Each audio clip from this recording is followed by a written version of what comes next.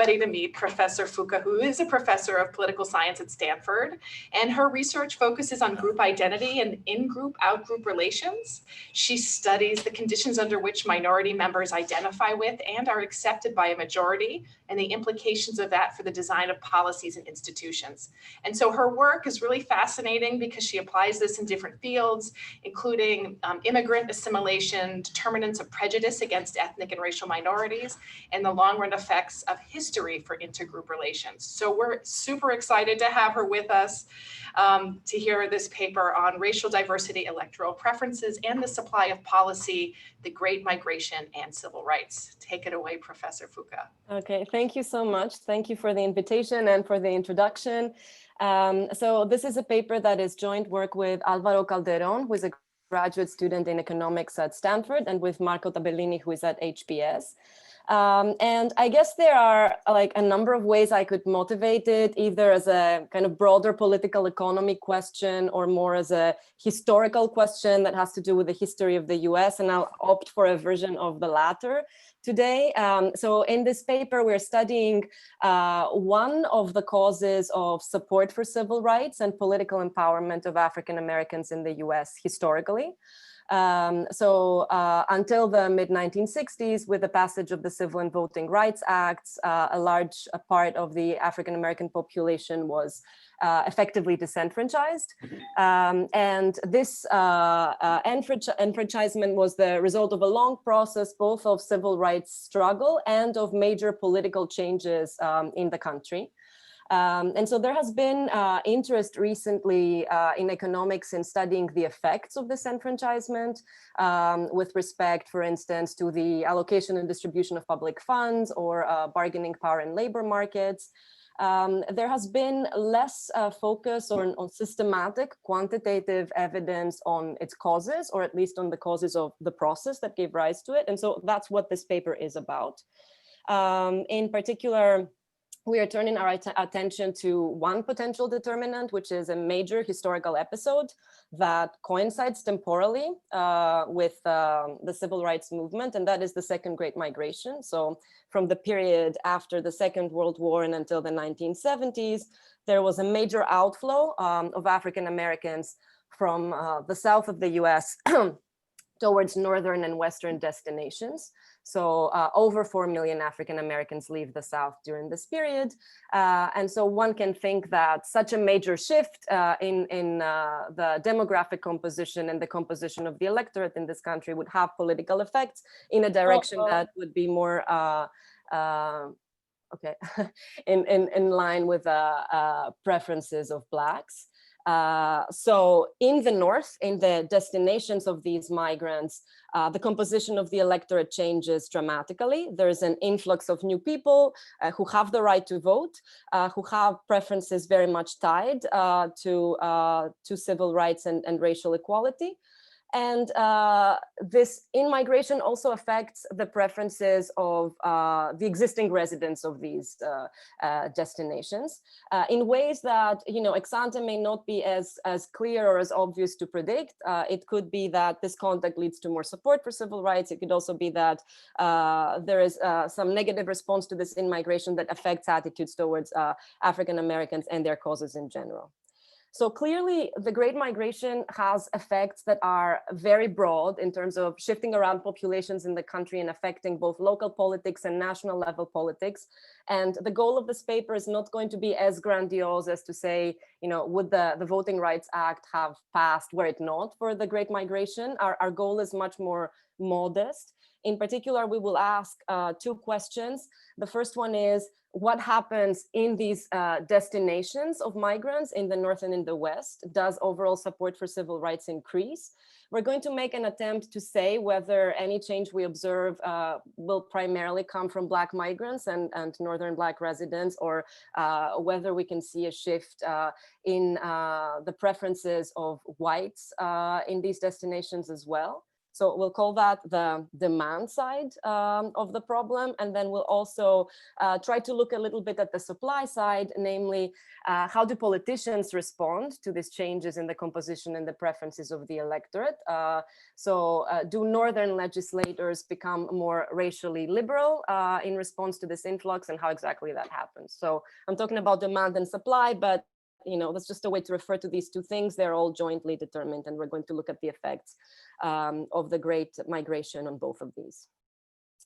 And the way we're going to do it is essentially exploit changes in the Black population. So within county variation in Black in migration, we're going to focus on states outside the South in the period between 1940 and 1970. We'll account for time invariant county characteristics and time variant state characteristics. And then we will predict the location of Black migrants using a version of the shift share instrument, which is used generally in the literature on immigration and specifically in the literature on the Great Migration and its effects. So we're going to take advantage of two sources of variation: outflows out of southern states, which are then going to be allocated to northern destinations based on the composition of initial enclaves of Black migrants in those places in terms of their southern state of origin. So most of our analysis is going to be at the county level, or at least for the demand side. When we're looking at the behavior of legislators, we'll do this also at the congressional district level, but it's going to be essentially a time invariant mapping of congressional districts collapsed back to a base geography so as to account for changes in boundaries of congressional districts over time.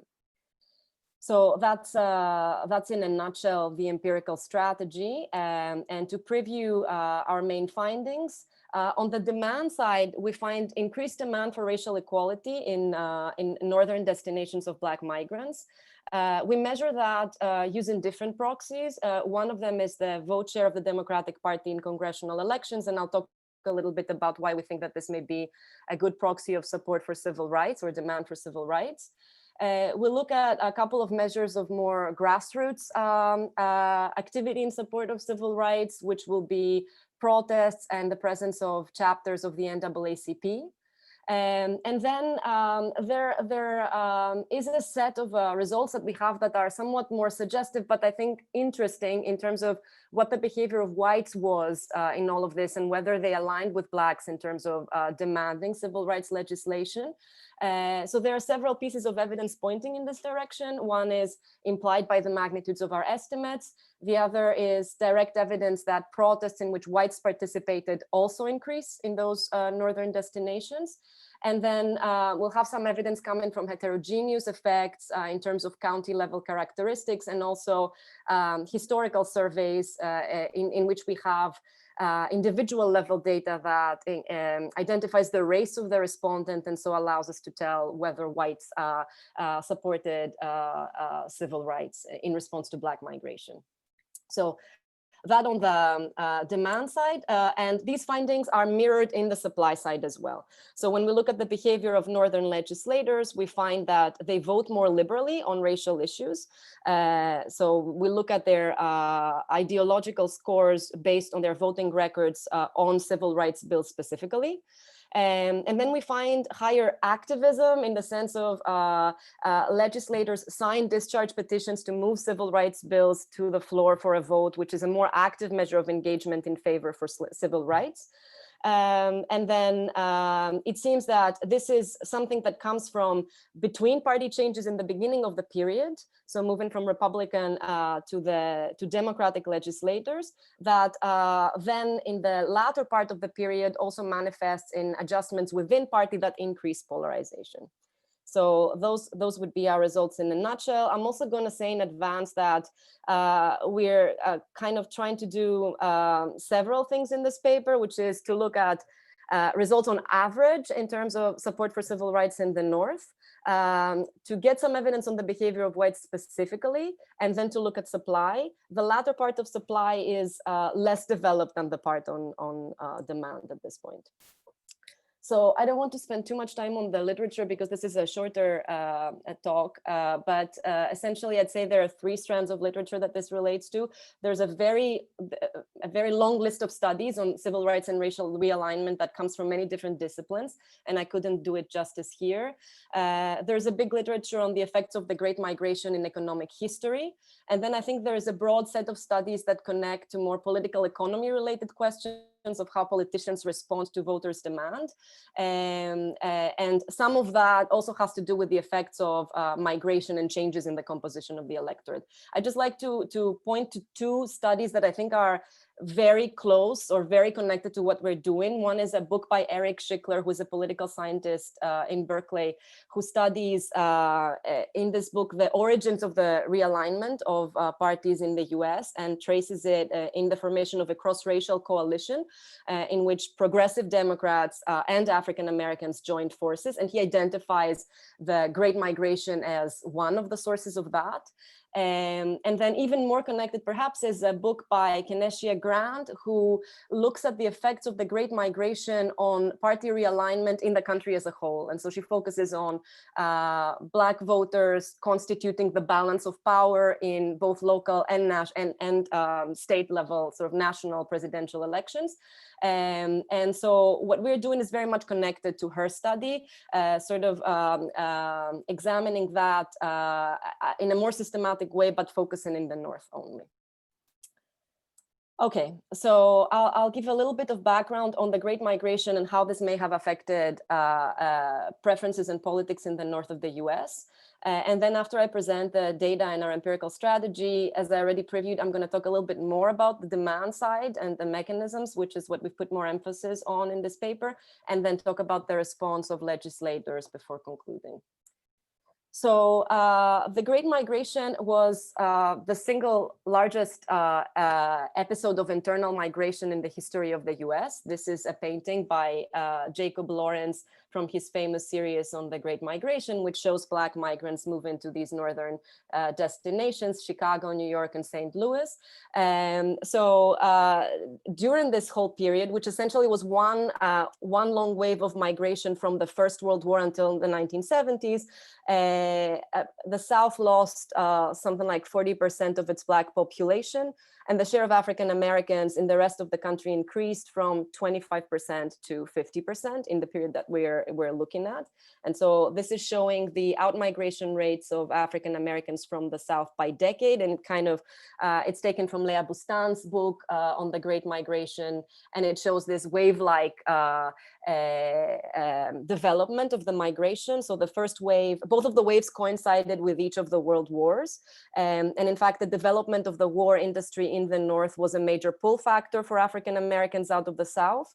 And at the same time, there were push factors in the South that had to do with mechanization of agriculture and these sort of economic changes, but also disenfranchisement, racial violence, and Jim Crow that drove Blacks out. And so, as I said, this had major implications for the change of the demographic profile of the entire country. And so these are just some example counties and how the share of African Americans in those places changed between 1940 and 1970. So there's Pennsylvania on the one side of this Zoom call and California on the other side, both of which had their demographics completely transformed. So for Philadelphia County, the share of Blacks goes from close to 15% in 1940 to 35% in 1970. In Alameda County, California, which is Oakland, it goes from a low percentage to 15%. So this is just to say that this transformation was pretty major in many of the places that we think as centers of African American population and life today, where basically came out of the Great Migration. So how should we think about this affecting things in the North in particular with respect to support for civil rights and racial equality? So on the one hand, we have changes in preferences preferences of the population that come directly from Black migrants. So as I already mentioned, those migrants, but in the South, were essentially disenfranchised with literacy tests and poll taxes. Many of them, after moving to the North, vote for the first time. We don't have great estimates, I think, of turnout rates or voting patterns, but everything we have suggests that they did vote and were incorporated in the political life of northern cities. And clearly they had very different preferences. They had families back home in the South. They were deeply attached to the Southern issue. So it's clear that civil rights should have been high on their agenda of priorities. At the same time, they may have had effects on Blacks who were already present in the North. In the sense that the share of the Black population increases very much in those areas, and that also increases the organizational capacity of the Black social movement. And I think that there's a lot of literature in sociology that examines that and how during this period of the Great Migration, many local institutions were formed, such as churches, that were very important in promoting the struggle for civil rights. So there is that on the one hand. In terms of how that would reflect in terms of partisanship, by the end of the period, with the passage of the Civil Rights Act, the realignment of parties is essentially complete, and we can say that African Americans are completely incorporated in the Democratic Party. During this whole period, from the 40s onward, it's kind of a period of transition, but I think all the evidence suggests that already during this period, the Democrats, at least in the North, were establishing themselves as the party of Black interests. And so on the one hand, Blacks were generally attracted by the Democratic Party because of its progressive economic agenda. There was something about the national level platform. Democrats were still the party of the South and of segregation that kept some of them away. But, you know, this is from Bositis on some estimates we have on Blacks voting for the Democratic Party or identifying as Democrats. And those percentages were estimated to be pretty high already in the 40s and increased very much by the end of the period. So Vicky, there's essentially no period in which Northern Blacks vote Republican, or you have to go further back? I think that so because here I showed that there's still a majority, but I would say that it's pretty mixed in the beginning of this period, because initially, I think if we go back to the first Great Migration, and at least from everything we have tried to figure out what is happening, the pattern is very mixed. It's not at all clear what Blacks are voting during the first Great Migration. I think that everything we've read suggests that both parties try to court their votes.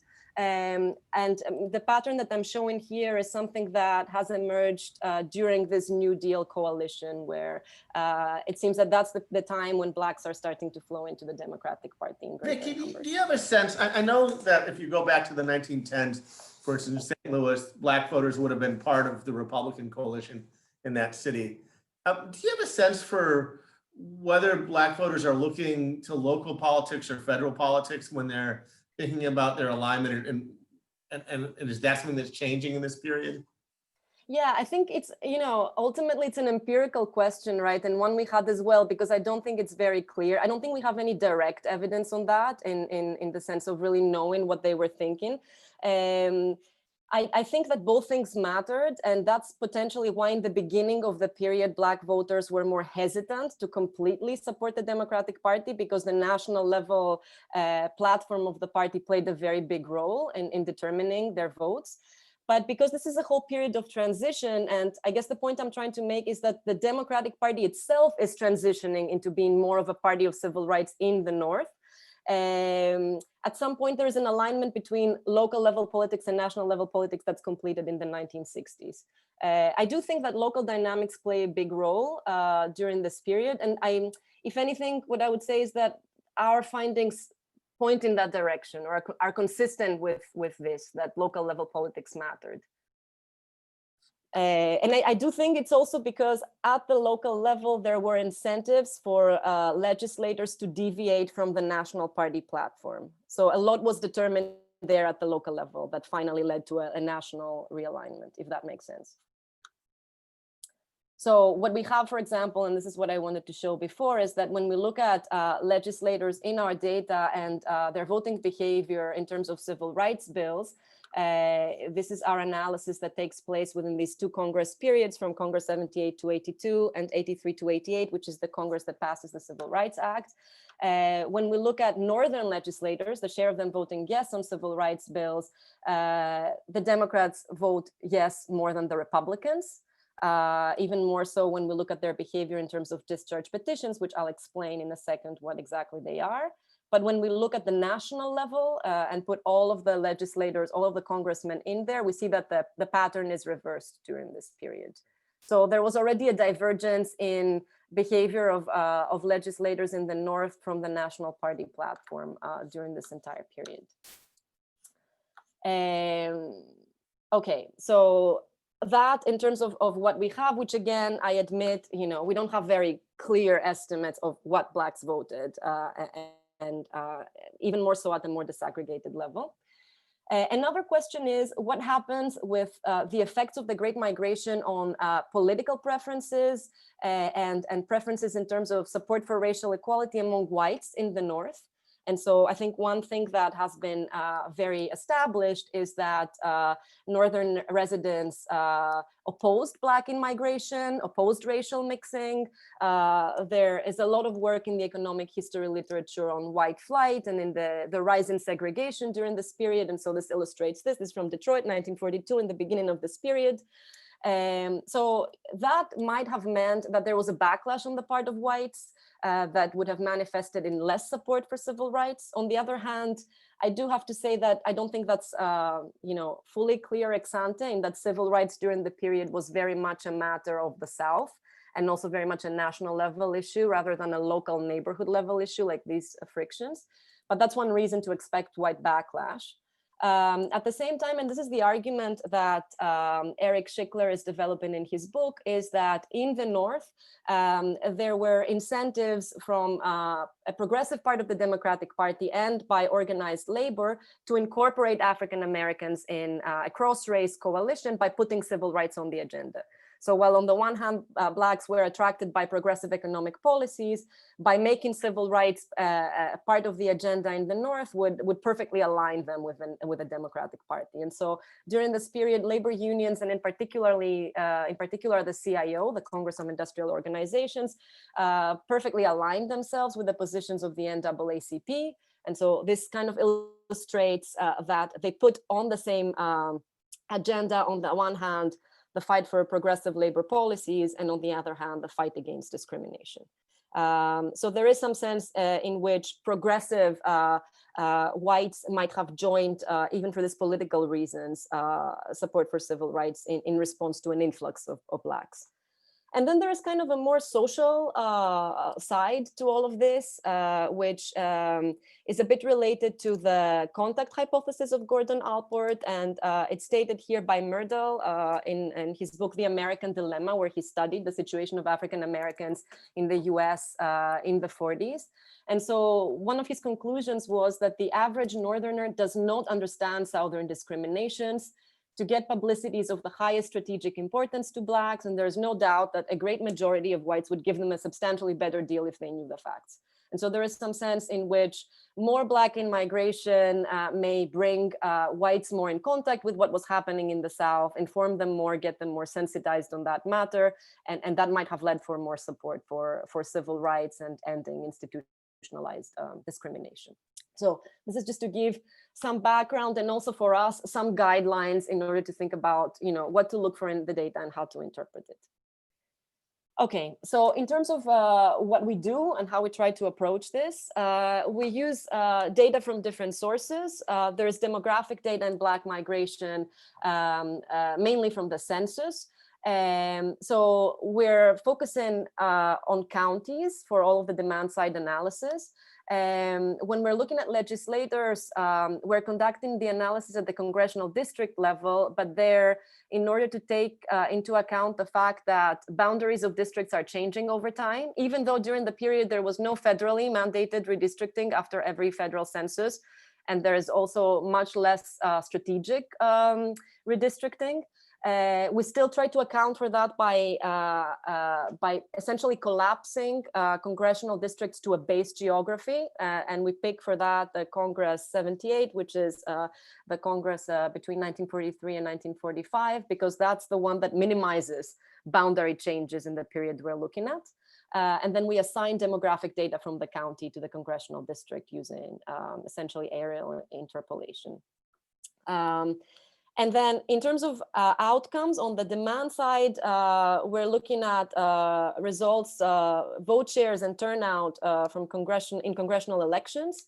We have data from a project directed by historian James Gregory in the University of Washington called Mapping American Social Movements, from which we get information on protests in support of civil rights organized by the Congress of Racial Equality.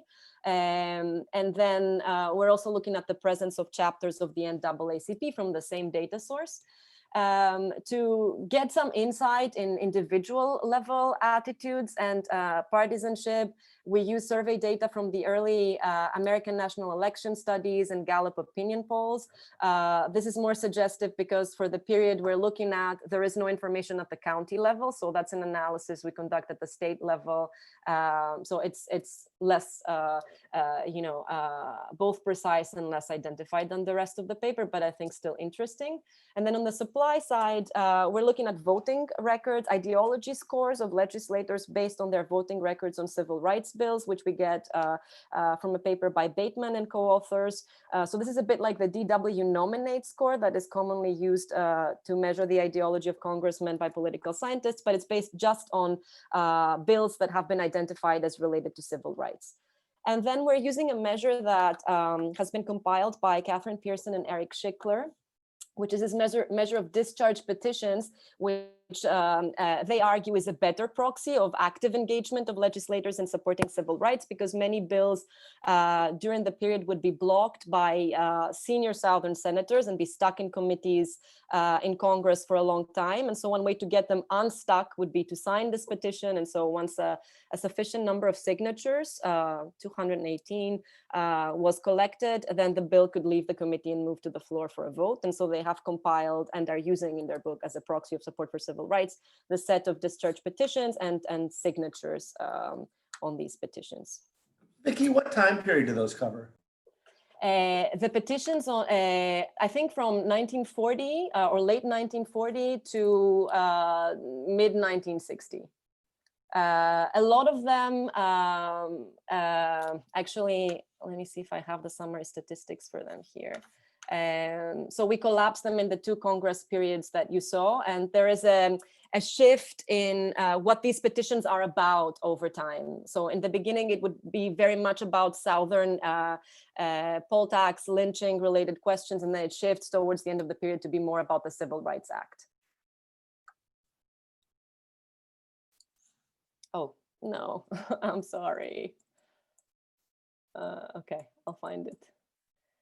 Okay, so what we do in terms of empirical strategy, for the 3 decades between 1940 and 1970, we estimate this first difference regression, essentially looking at the change in outcomes at the county or congressional district level, and how that's affected by the change in the share of African Americans at the same unit. We control for state by decade fixed effects. We also include a set of additional controls that are time varying, but essentially these are 1940 beginning of period controls interacted by decade fixed effects. And in our preferred specification, those are the share of African Americans in 1940, which we think is quite important for the instrument that we're going to be using, and also democratic incumbency, both of them interacted by decade fixed effects. So our interest is in this coefficient beta, which identifies the effect of the changes in the share of Blacks as compared to other counties in the same state over time on the change in the outcome. And then because we're worried that even with this different specification that keeps county or congressional district characteristics constant, it's obviously endogenous where Blacks went, and this could be related to things that were related with increased support for civil rights over time. We're using a shift share instrument in the spirit of Card who introduced it, but basically Bustan and then Darren Oncourt who have used it for the second Great Migration. And so that the Z here is predicted inflows to a northern destination C. And that would be a weighted average of outflows from different southern states indexed by J, where the weights are going to be the shares of African Americans in the baseline period living in that northern destination who come from each of these southern states. So we normalize that by the county population in 1940. This is an instrument that relies on this idea of chain migration and of migrants going to places where others from their origin place have gone before. And it's used because it's generally quite predictive.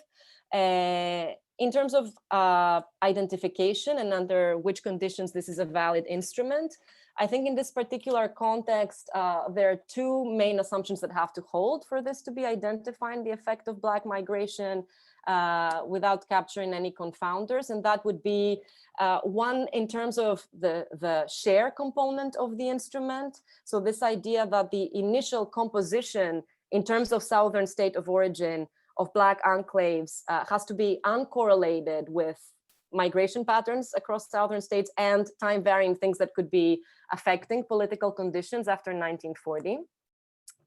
And then the second one has to do more with the shift component or the outflows out of the South.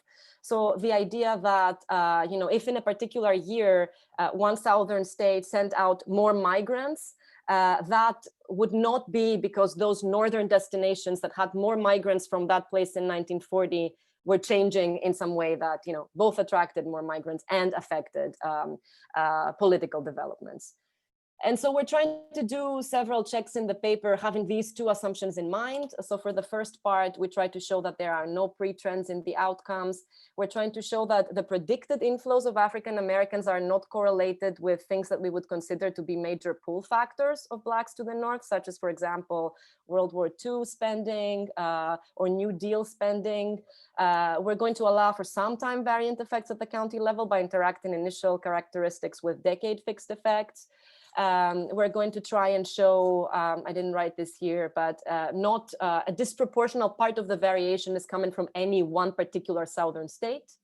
And then in terms of the shock component of the shifts, we're going to follow the literature and predict out migration from the South by exploiting only push factors in the South, so that these outflows would not be correlated to what's happening in northern destinations. So these are things we do in the paper to try and make sure that this instrument is capturing a quasi-exogenous inflow of Black migrants. Okay, so then I can move to our results. So on the demand side, and here you can focus on these last columns that present two-stage least square results, and in particular column 6 that controls for the share of African Americans in 1940 and Democratic incumbents. In particular, I didn't say that controlling for the share is very important for the instrument because, within two places with the exact same African American share in 1940, it's only the composition in terms of southern states of origin that determines the variation that we're exploiting. And so here we see that the 1 percentage point increase in the share of Blacks increases the vote share of the Democrats by 1.65 percentage points or 4%. The mean in 1940 is close to 46%. So this can be pretty substantial if you think that some places received a lot of migrants, so that the increase in the share of Blacks was up to 15 or more percentage points from 1940 to 1960. So we do the same thing looking at turnout. And so this would be— Hey, Vicky? Yes. You might have just gone through that math for me again. I think you might have described that and I didn't follow it right. So a 1 percentage point increase in Black share leading to a 1.65% increase in Democratic vote share. What does that mean in terms of how many Black votes each Black migrant, created? I don't think I have done this translation into an actual number of votes. We have done something along those lines, trying to see what that would mean in the average county. I think that's an answer I should have. I think it means that each Black voter, each Black migrant is generating more than one vote. Yeah.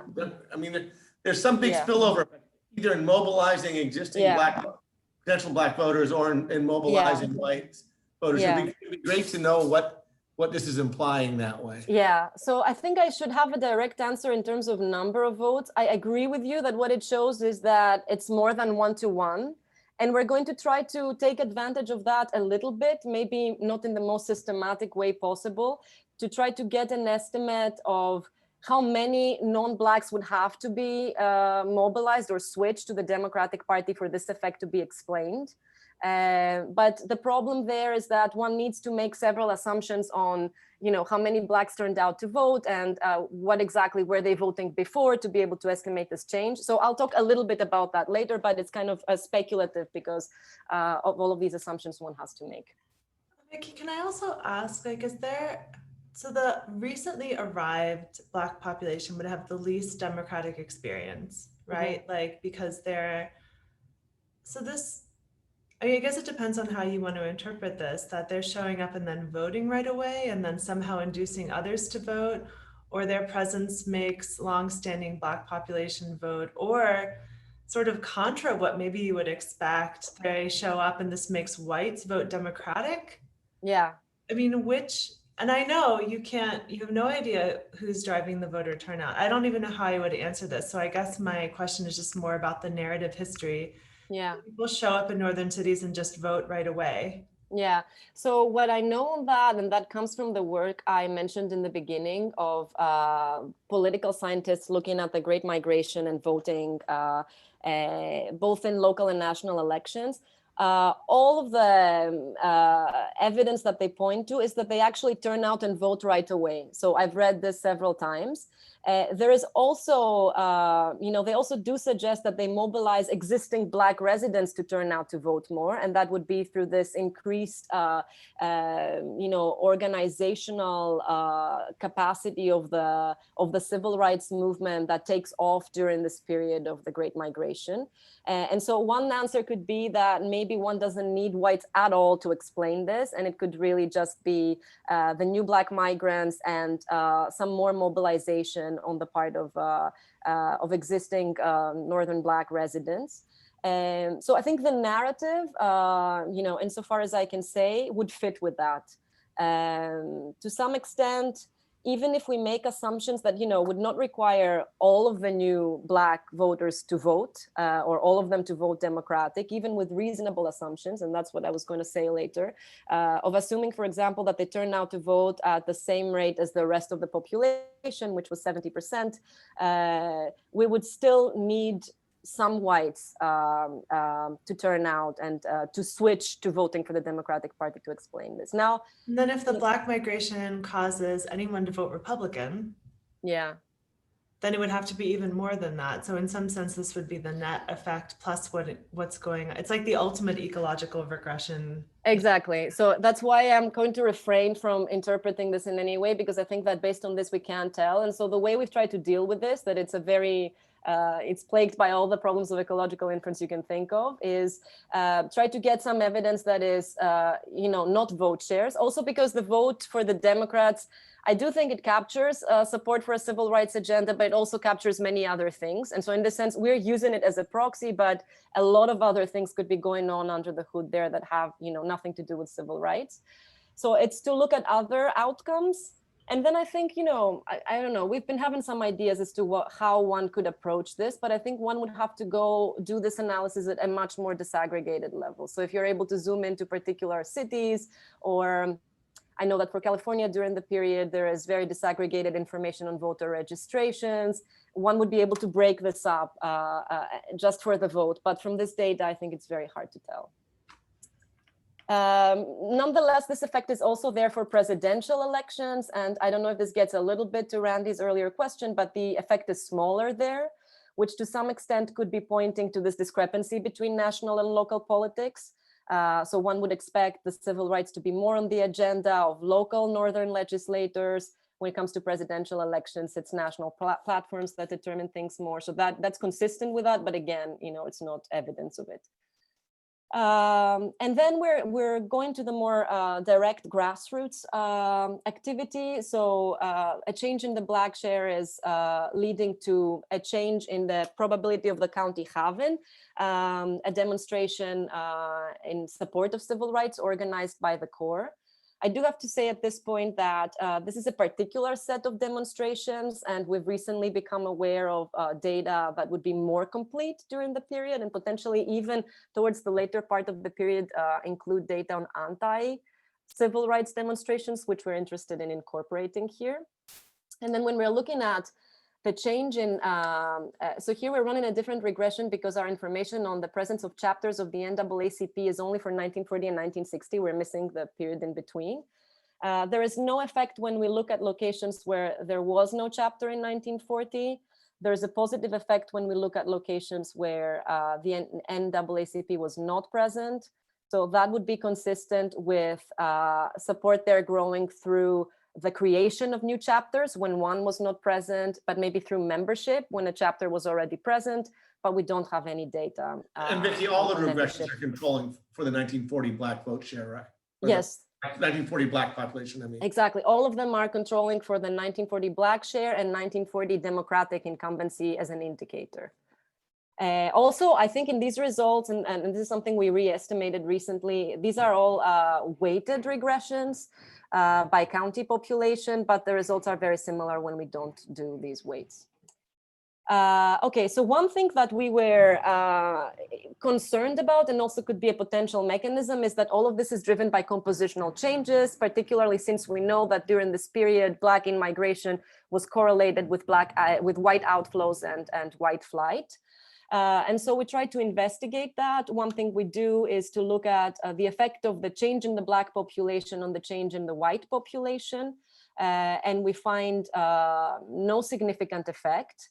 That may seem to be at odds with the findings of the literature, but we try to dig deeper and, look at the analysis in Lea Bustan's work that is the famous evidence of white flight in MSAs in central cities. And so when we are in our data looking at the change in Black population and how this affects the change in white population in the MSAs that Lea Bustan looks at, so these 52 or 53 cities, there is indeed white outflow, but that doesn't seem to be mirrored in what happens at the county level. So our analysis is done at the county level. And so this would suggest that these reshuffling of population happens very much at the MSA between central city and suburbs, but it sort of cancels out at the county level. We've done some regret. Yeah. I think that's exactly what we would expect. It's surprising if you found something at the county level, I think. Okay. And we also try to aggregate it at an even different level of aggregation. That's the commuting zone. And we find similar effects there. So it doesn't seem to be the case that what we find is driven by white flight. We did some investigation of whether this is changed. We might not find aggregate changes in the numbers, but it could be the characteristics. We don't really find that characteristics of whites, things like wages or employment in manufacturing or occupational income scores change very much, either in general or even when looking at, there's some construction happening in the office right next to me, and like someone, I don't know if you can hear that. So even within those employed in manufacturing or in unskilled occupations, things don't seem to change very much. So we did a bunch of other things. A lot of it was targeted to seeing whether there is white flight. Many of the checks were targeted to the identifying assumptions I talked about. So I'm going to skip that, and maybe you can ask me if you're interested or in the end. And I'll talk a little bit about the mechanisms, which, as I said, is a more suggestive part of the analysis, but one that we find interesting also because our interests are very much in the social effects and the intergroup interaction component of this migration. So on average, there's increased support for civil rights from the voting data, as we already discussed. It's hard to say whether this is solely due to Black migrants, what is happening among whites. We discussed this a little bit already, which is that these estimates suggest that there is an increase that's more than 1-to-1. So there might have been some switching. Now, who exactly switched and how is very hard to estimate. And here, what we did in the paper is just to have some kind of back of the envelope calculation, which I previewed, which is that if we assume average turnout among Blacks, and if we assume that support for the Democrats among Blacks, both migrants and existing residents, was the 70% in the graph I showed you in the beginning, then we would need 2 whites to switch for every Black migrant for the effect to be explained away. But I recognize that it's completely speculative. So then we turn to other evidence that we can get from the data that we have. Some information that we have in the protest data is the race of the participant, but that's only available for a subset of the protests. So when we look at the probability of having a protest with white participants, there is a positive and marginally significant effect of the change in the Black population. It's smaller in magnitude. Here we also have a much smaller set of protests, but there still seems to be something. So protests in which whites participate also increase. To some extent, this may not be, entirely surprising in that we're looking at the core, and an organization that was biracial, had leaders, both Black and whites. So many of these protests should have been mixed. And then we are turning to data from the surveys from the American National Election Study and Gallup. The results I'm going to show here from the ANES. So as I already previewed, we only have the information on the location of the respondent at the state level, which limits a bit the analysis here. And we also have data that starts in the very late 50s. So here we are running essentially cross-sectional regressions, but there are many interesting variables in the surveys that we thought would be important to look at. So one of them that has been used a lot is this question on what is the most important problem in the country, and whether respondents think that civil rights is the most important problem. So in these first 3 columns, we show that the response to this question correlates with responses to many other questions capturing opposition to institutionalized discrimination, segregation. So we use this variable as an outcome, and the change in the Black share is correlated with responses to this question among white respondents. So that would be evidence in favor of attitudes changing also within whites. And again, take this with all the caveats that such an analysis entails. There are many other variables that we can look at from these surveys. So we have what respondents say they vote, and also what they identify with. And so this is respondents are more likely to vote Democratic in places with large Black inflows, and they're also more likely to identify as Democrats. There are several other questions we're looking at that I don't include here. There's one interesting question that asks, we have a smaller subset for that one, but it asks whether people vote for the Democrats because of its position on civil rights, which is kind of an interesting link between the voting results that we had and the support for civil rights that could also, the two don't necessarily always have to go together. So this is some evidence pointing in the direction of whites' support for civil rights increasing in response to the Black migration. And then we're turning to another, equally suggestive analysis, but I also think— Professor Fouka? Yes. Professor Fouka, sorry to interrupt. So, yeah, please go ahead. I'm not sure whether you have looked at this other question on interracial friendship. I think there's a question asking whether you have any friends who are African Americans. Have you?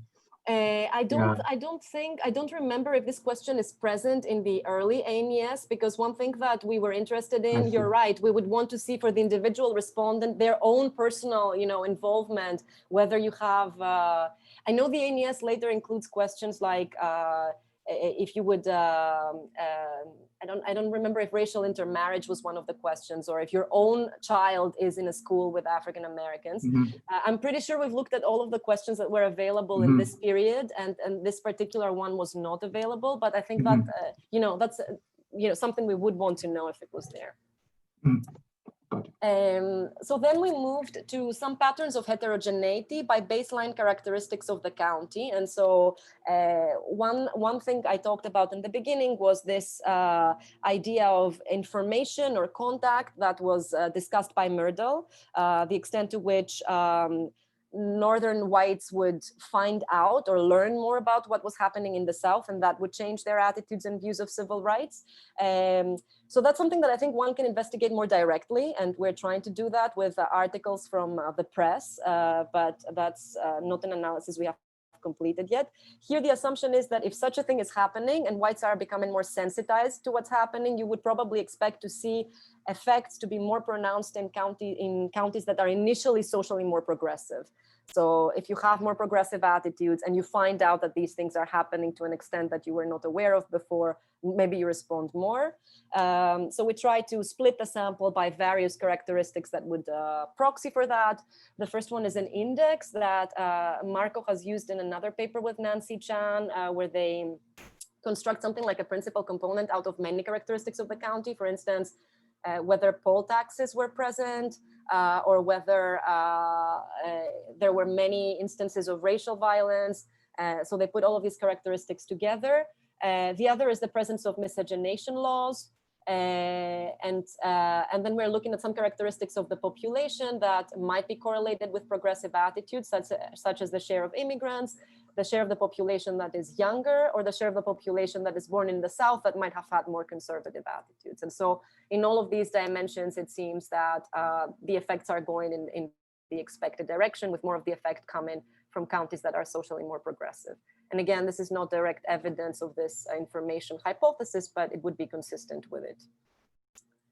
Then a second type of heterogeneity analysis that we do would be to investigate more the hypothesis of cross-racial coalition, or progressive Democrats and unions joining in with with blacks to promote the civil rights agenda.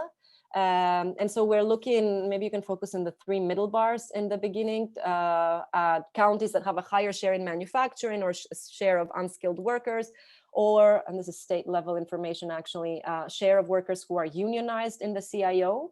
And so again, it seems that it is those counties that show a more pronounced effect. By the way, I have to say that the outcome here is protests, because when we're looking at democratic vote share, many other things could be going on that these characteristics could affect. And then we also find that the effect is more pronounced in places where there was higher political competition as measured by the vote margin between a Republican and Democratic Party. That would be consistent with mobilization in this cross-racial lines. It could be consistent with mobilization in general. So even within the Black population, if there's a narrow election and more mobilization could actually swing the election, maybe we would see more of an effect. And then we're also looking at the measure of predicted economic growth, and more of the effect comes from places where there is more growth predicted, which again, if we think about a coalition across racial lines, maybe there is more of an incentive to do that when economic conditions are better and there is less competition. So we look at similar patterns in the ANES, but this is very endogenous in that we split the sample by members of unions, by Democrats and by Republicans, so yes or no. But of course, we know that who is a Democrat and who is a Republican is endogenous. So, these outcomes are, this analysis is not super interpretable, but it's kind of consistent with what I showed you at the county level. Okay. So does this mean there was no backlash? I don't think we can say that based on what we have in the paper. So one thing we look at is the creation of new jurisdictions in those northern counties. And so this is the effect of Black in-migration on the number of jurisdictions where there is an increase, and most of this increase seems to be coming from new school districts. So if we take that also as a measure of, a type of segregation, or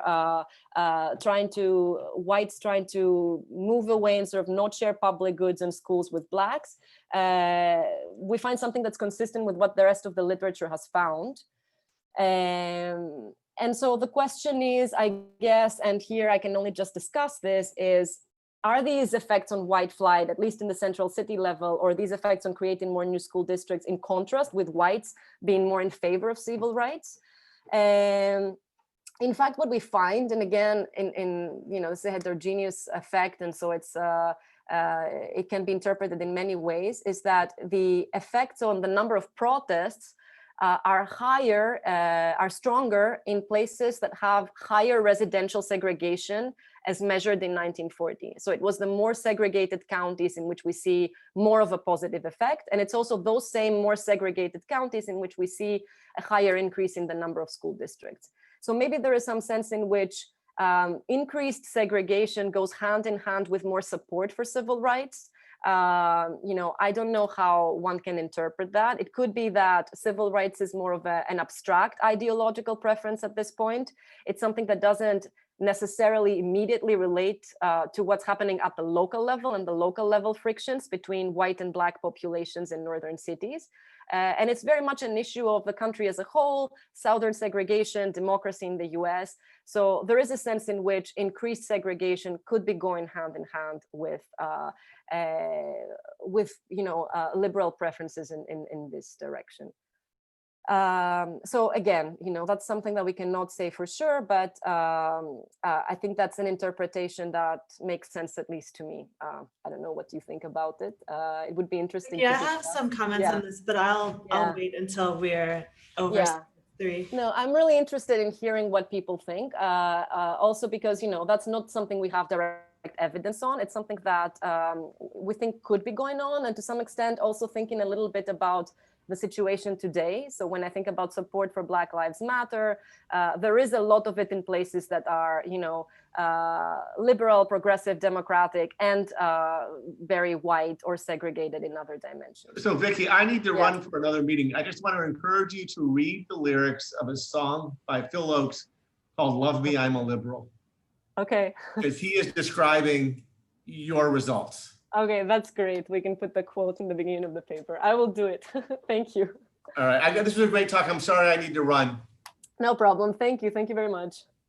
Okay, so I'll conclude here with the demand side and just say that we think that the paper, there are several things that can be investigated more, but it provides a more nuanced picture of the Great Migration, in that a lot of literature has focused on its ambiguous economic effects. On the one hand, Black migrants did make economic gains. On the other hand, it had negative effects on intergenerational mobility, on rising rates of incarceration. There's a lot of evidence on that, and increased segregation. On the other hand, it seems to be the case, based on our findings here, that it had a positive effect on Blacks' political empowerment, at least in this local level northern analysis that we can do. And so I don't know how much time I have. But I'll go a bit fast on the side of the legislators' response, because that's the part of the paper that we give less attention to. We find positive effects of Black in-migration on signatures on discharge petitions, and this is breaking it down by topic. A lot of it comes from the Fair Employment Protection Committee. And then we find similar effects for the ideology scores of legislators.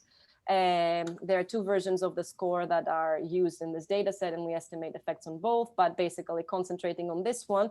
Here we're pooling both Congress periods. Most of the effect seems to be coming from the first period, which would essentially be between 1940 and 1950. So between Congress 78 and Congress 82. And then what we do is look at an outcome variable that is an indicator for the ideology of the legislator.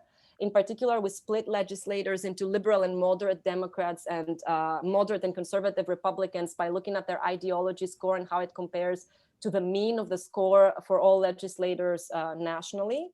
And so when we look at the 1940s, with this as a dependent variable, we find that there is a shift away from conservative Republicans, but also moderate Democrats, to more liberal Democrats being elected at the CD level. When we are looking at this effect in the 1950s, this adjustment seems to be entirely within party, in particular moving from moderate to conservative Republicans. So although the average effect seems to be negative, means more racially liberal in this case, there is also an increase in polarization coming from an adjustment within the Republican Party towards the second half of the period. So these are results that I think could be investigated more, in the sense that what we're doing now is kind of an average legislator analysis. We're collapsing congressional districts to a base geography, so we don't necessarily know the identity of the legislator, but one could look at whether these are, more transitions in terms of identity, or we can use fixed effects to look at the ideology of the legislator changing over time. So I'll just conclude by saying that in this paper, we're looking at two important historical developments in the US. The second Great Migration between 1940 and 1970, the surge of the civil rights movement around the same time, and provide some first evidence that these patterns are causally linked. In particular, in northern destinations that received Black migrants, we see increased demand for pro-civil rights legislation. We see this being mirrored in the behavior of legislators. There is suggestive evidence that also whites, or at least certain whites, joined in the struggle of African Americans. And one direction I would like to leave, like as a broader direction that seems interesting to us, that has to do more with the intergroup contact hypothesis here, is something that I think would be interesting to investigate, which is the conditions under which such migration and contact can lead to the formation of cross-group coalitions, or can lead to the majority joining to the goals of the minority. And so here it seems to be the case that, at least it's consistent with when we have a shared identity, in this particular case, class-based, and common political goals, there can be positive contact and the formation of a coalition. But this might not be the case in a situation where relations are more adversarial or in conflict over resources, such as residential markets, for example. So I'll leave it at that, and I'm open to all your questions. Well, maybe we should give Vicky a hand, and then we can just stay here and chat a bit. I don't know if I'm the only one with my microphone on, so I'll just applaud. Thank you very much. As our moderator had to go. What just happened? Oh, you froze, or I froze, I don't know. We can still hear you, Allison. Maybe. So maybe if there are questions from the audience, we can take them. Actually, so I know you can't measure this directly, but maybe anecdotally, can you say anything about the differences between Blacks that were already in these locations versus those who migrated? Because the pre-existing Black population, they were the ones who suffered in terms of the labor market outcomes because of this migration, right? And so they may not necessarily share the same sentiment towards Southern problems because they have a whole set of different problems on their own.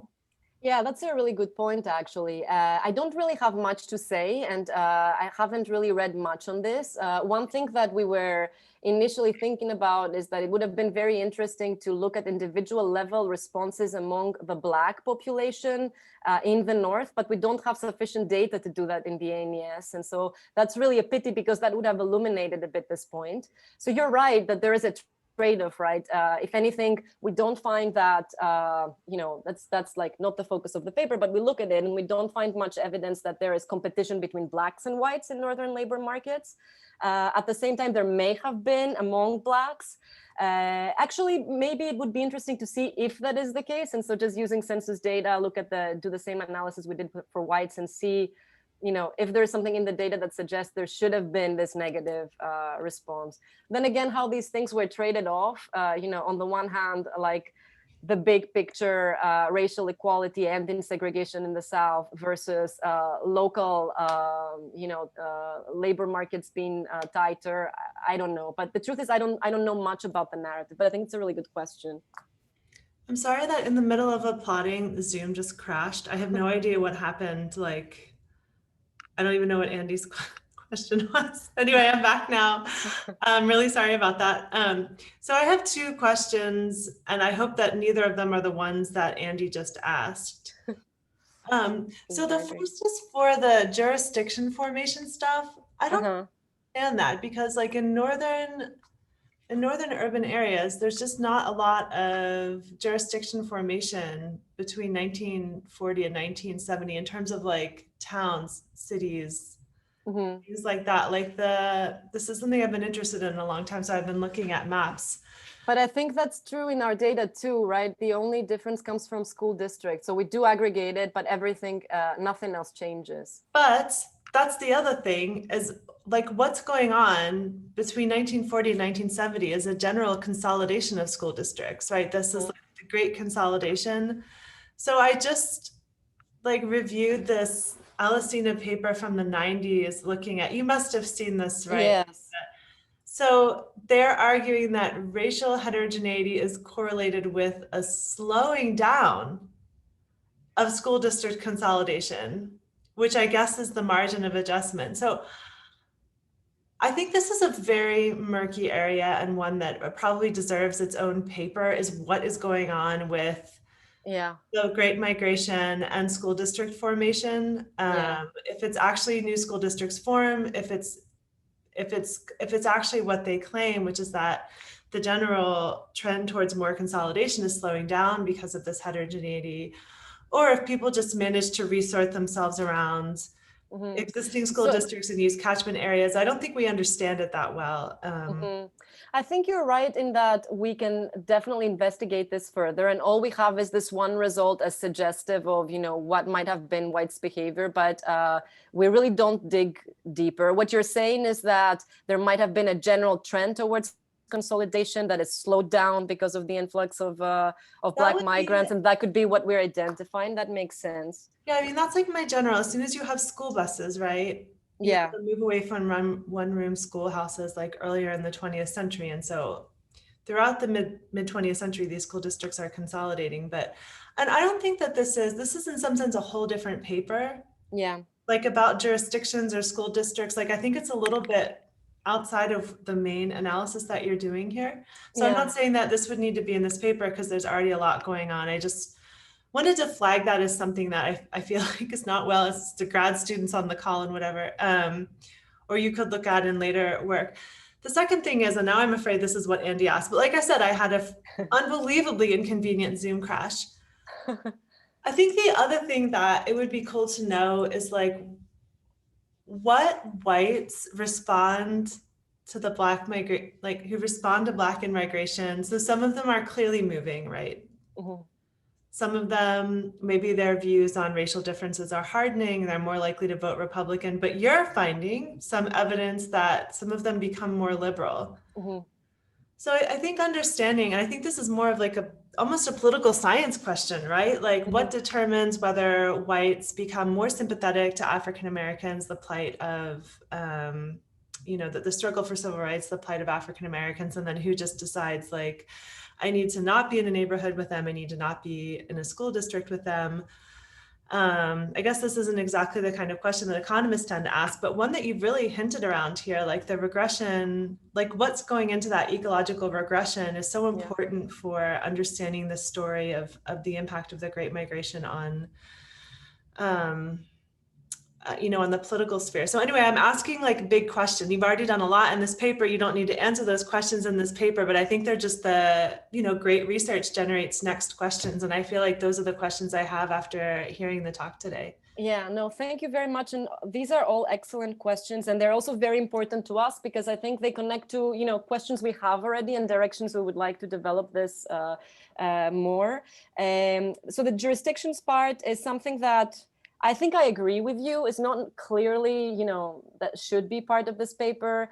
If anything, it was an additional result to show that in the data, we see more segregated areas supporting civil rights more and creating more local jurisdictions, which one could interpret as a general trend towards more segregation. So I don't know, it does relate to your second question as well, which is who are these whites who are supporting civil rights? Are they the same whites who move out of central cities? And so can this support for civil rights go hand in hand with the fact that you can actually segregate and move away? This is like equivalent to having the Black Lives Matter sign in your yard next to a, don't build this apartment complex, keep my neighborhood the same, right? Like this is the... Yeah, so I'm glad you think this, because this is also what I was thinking, especially looking around me here in Palo Alto, thinking that there is an exact parallel to what is happening. And, you know, this moving out of central cities and into the suburbs doesn't necessarily have to be the result, at least in my mind, of like racial animus. You know, it just could be like whites today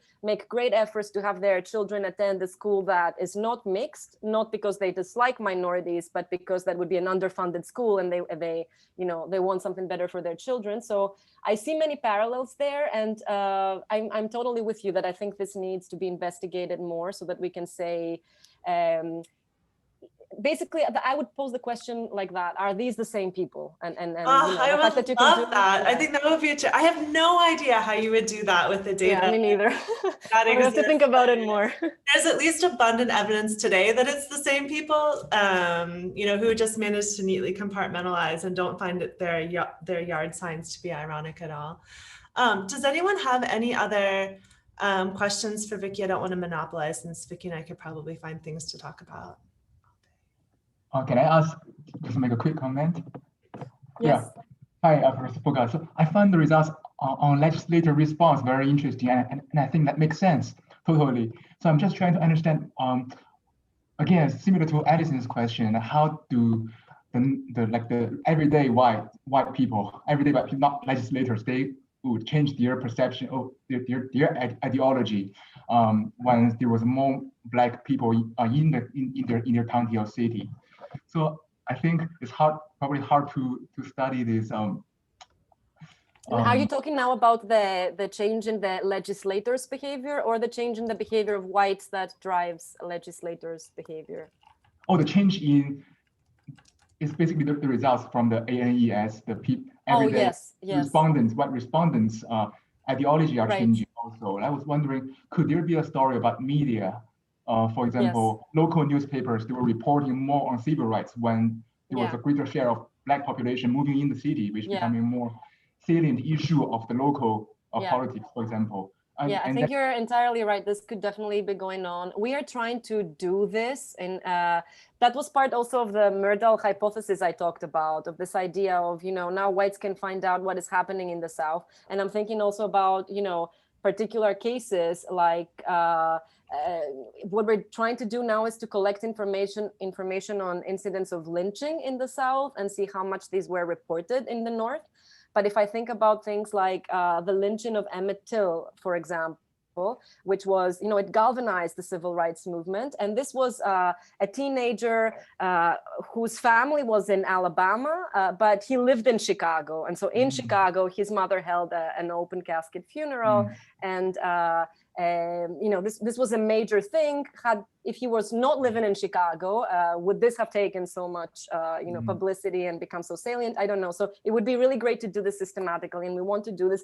I don't know if we're going to be able to, because I think that to get like county-level information on articles is kind of hard, but we're trying to. I mean, you have a lot going on already in your paper, but if potentially, if you're interested, I think newspaper.com. No, I agree with you. Newspaper.com, they have newspaper level information. You can do word search, maybe search for. That's what we're doing. Yeah.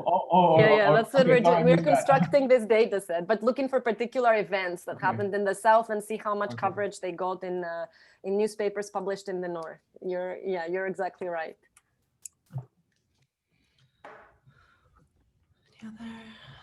I think this part about the intergroup contact hypothesis is really fascinating, because you actually have a setting where you can test this hypothesis in an identified way, because I'm not aware of many papers that can do this. I was just wondering what kind of data you had in mind for doing it, because usually, especially in historic settings, it's hard to know how much and in what capacity Blacks and whites actually interact with each other.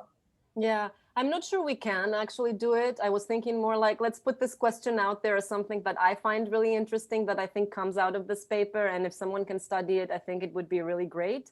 I think that people are trying to study it day in contexts where you can have better identification. I've seen a lot in the context of, you know, sports and assigning people to teams and then having them be in like more adversarial conditions versus more collaborative conditions. There's a really nice paper by Matt Lowe, who is at UBC, that kind of points in that direction, that the conditions of contact matter. And here, I don't know, there could be many things going on in this context, but one could be, for instance, common political goals or a shared class identity. We know that in this period, labor unions aligned with the NAACP and African American activists. So that's one instance that I think is really interesting. Then, you know, we have the other side, which is school districts or residential markets where there is more friction. I just think it gives rise to this idea that, in my view, should be investigated more. But I don't know if we can really do it in this context. Thank you.